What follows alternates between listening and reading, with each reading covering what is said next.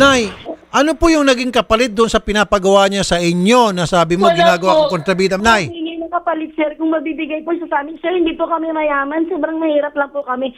Pero hindi po kami naghahangad na yumaman kasi kontento na po kami sa buhay namin. pero magkano pang binibigay sa inyo doon sa pag-participate nyo sa vlog? Hindi po, wala po siyang binibigay sa akin noon.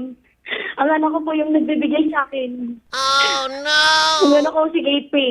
Wala po ako hihingin kapalit po doon. Sinabi ko po sa kanya yun. Alam na po niya yun. Alam po ng pamilya nila yun. Natulong ko po yun. Tumutulong lang ako.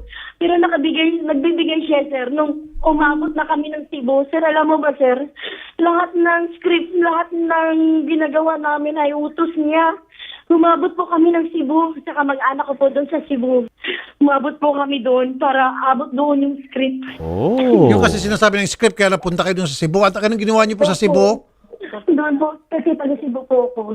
Kunyari po, nilalayo po natin si Katie sa kanya at isuli po namin.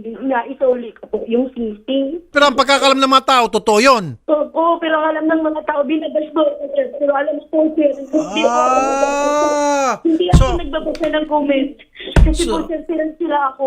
So akala ng mga tao, totoo yun na kontrabida ka talaga sa buhay nilang dalawa. Ang kapatid ko, ang sabi ng mga kamag-anak ko, Lisa, huwag kang magbasa ng comment, baka ma-depress ka.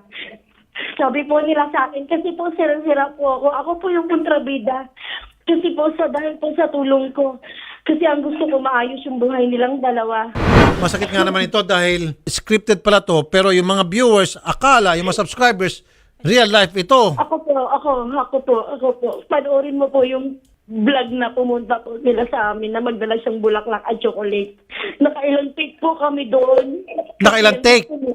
Oo, kasi ang gusto niya, yung acting ko ay makutotohanan. Minsan kasi, yung pag-acting mo kasi ay alam mo, minsan hindi na totoo. Kaya piniprotect po namin yan. This is very unfair. Sige, Nay, huwag niyo ba ang telepono? Tingnan ko kung ano may tutulong ko po sa inyo. Ano po? Kasi po ako'y... Nagagad na kapalit doon. Sige po. Ma'am, huwag niyo pa po ang telepono. Kausapin kayo off-air, ma'am. Ha? Tingnan ko ano may tulong ko sa inyo. Kasi sabi ni Atty. Garrett kanina, may makukuha pera itong si Miss Makaganda pag hinabol natin sa korte. Mga kapatid, sa mga hindi pa po nakakapag-subscribe sa YouTube channel ni Idol Rafi, meron na po itong 15.3 million subscribers. So, huwag niyo pong kakalimutan na kapag nag-subscribe po kayo, pindutin niyo po yung bell button sa gilid and pindutin niyo po yung all para lagi po kayong updated and lagi po kayo nabibigyan ng notifications galing po sa Rafi Tulfo na